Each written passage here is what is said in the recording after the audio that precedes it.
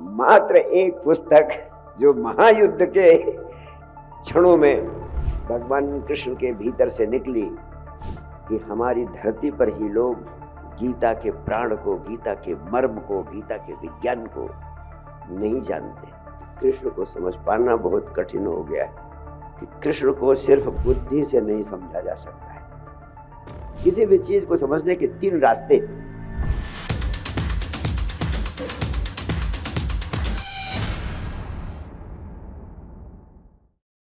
सारी दुनिया में धर्म के नाम पर, अध्यात्म के नाम पर तीन ऐसे नाम हैं जिनको सारी दुनिया जानती है।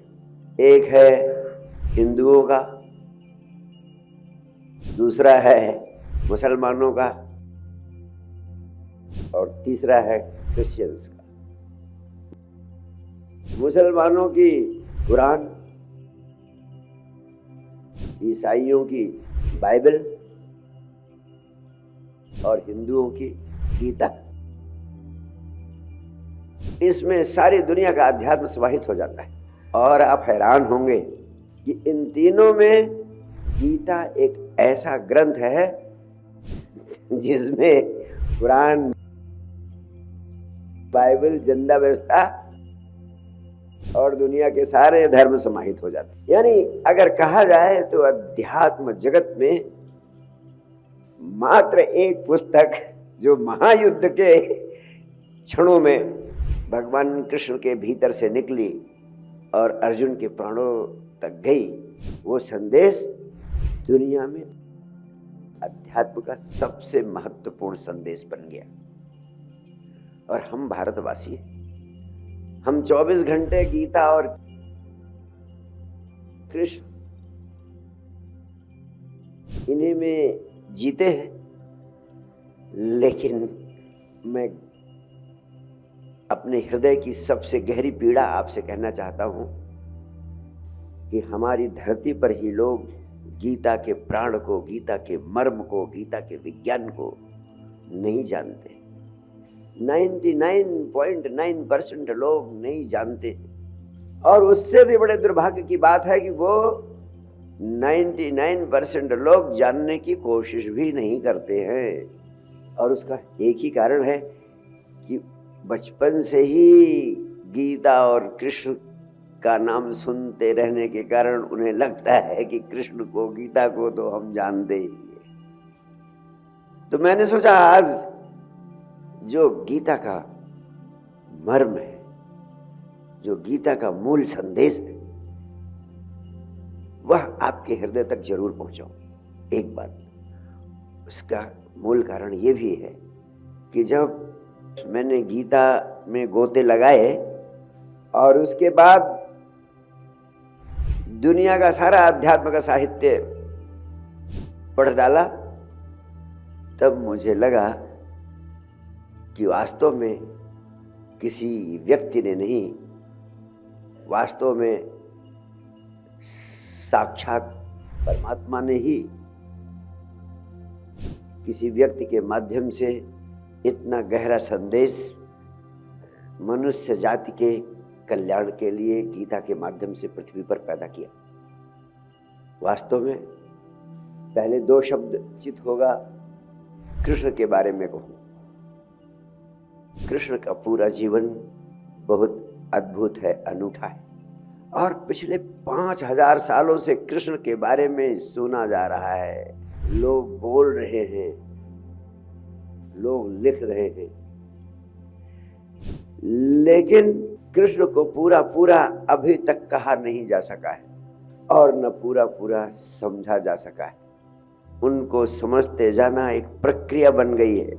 इसका बहुत महत्वपूर्ण कारण है, कृष्ण अत्यंत रहस्यमयी है, बहुआयामी है। दुनिया में जितने विरोधी तत्व हैं, जितनी विपरीतताएं हैं, उन सारी विपरीतताओं को समाहित कर लेते हैं अपने भीतर। जब एक व्यक्ति दो विरोधी चीजों को अपने व्यक्तित्व में समाहित कर लेता है तो उसे समझ पाना बड़ा कठिन हो जाता है। यही कारण है कि कृष्ण को समझ पाना बहुत कठिन हो गया है।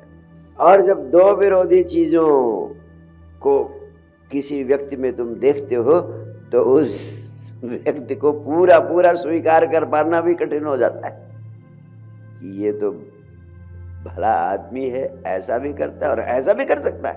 ये विपरीतता है जिसके कारण ना तो कृष्ण को पूरी तरह लोग समझ पाते हैं और ना पूरी तरह स्वीकार ही कर पाते हैं।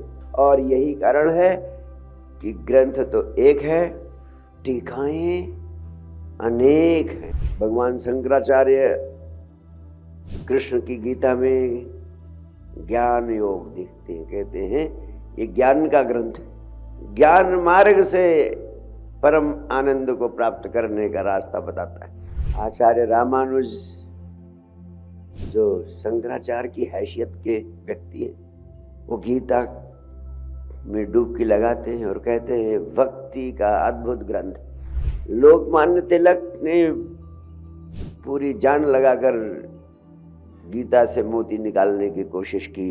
उन्होंने पाया और कहा कि ज्ञान नहीं, भक्ति नहीं, सीधे कर्म करते रहने का भी ज्ञान देते हैं भगवान कृष्ण। तो जिसको जो चाहिए वही गीता से निकाल लेता है। ये अद्भुत ग्रंथ, अनूठी कृति है। जब मैंने गीता पढ़ी तो मैंने पाया कि इन